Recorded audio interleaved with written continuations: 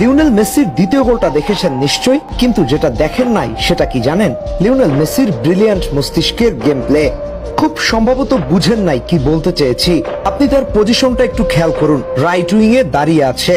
তিনি কিন্তু প্রথমে ছিলেন অ্যাটাকিং মিডফিল্ডার পজিশনে, কিন্তু হুট করে বনে গেলেন রাইট উইঙ্গার। এই পর্যন্ত ঠিক ছিল, কিন্তু এই পজিশনে বলটা যখন হোল্ড করলেন তার রাইট সাইডটা কিন্তু একেবারেই ফাঁকা ছিল।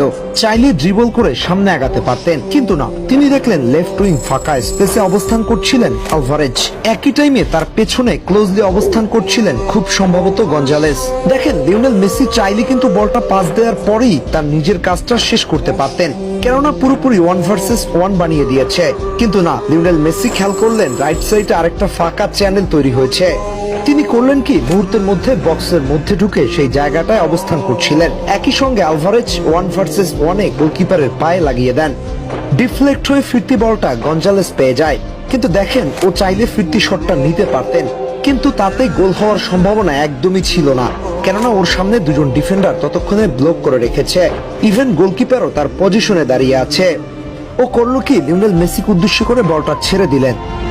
লিওনেল মেসি বলটা রিসিভ করলেন, তার সামনে রাইট সাইডে একটা অ্যাঙ্গেল অলরেডি ক্রিয়েট হয়ে গেছে, কিন্তু সমস্যার জায়গা হচ্ছে সেখানে ডিফেন্ডাররা ব্লক করে রেখেছে। নামটা যেহেতু লিওনেল মেসি, তিনি একটু ভিন্ন কিছু করার ট্রাই করবেন, এটাই তো স্বাভাবিক। মেসি করলো কি, বলটা নিয়ে একটু সামনে আসলেন, লেফটে মুভ করলেন। মানে মেসি যেন স্রোতের বিপরীতে হেঁটে চলা একজন মানুষ। ভাই, এখানে 10 জন খেলোয়াড়ের মধ্যে প্রায় 9 জনই রাইট সাইডের এই অ্যাঙ্গেলটা বেছে নিতেন, কিন্তু লিওনেল মেসি যেন টেক্কা মেরে সামনে এগিয়ে গোলকিপারকে উপরে তুললেন, সামনে থাকা ডিফেন্ডারদের চ্যালেঞ্জ গ্রহণ করলেন। এরপর প্রথম দফায় চেষ্টা করলেন, দ্বিতীয় দফায় জালের দেখা খুঁজে পেলেন। It's Lionel Messi, it's called magic. মেসির এমন গেম রিডিং ক্ষমতা আজকের দিনে এসেও এমন দারুণ পারফর্ম করতে সাহায্য করছে, কেননা আপনি যদি দেখেন, লিওনেল মেসি যেখানে 0% চান্স খুঁজে পায়, এখানে অন্যরা হয়তোবা শতভাগ চান্সও দেখেন না।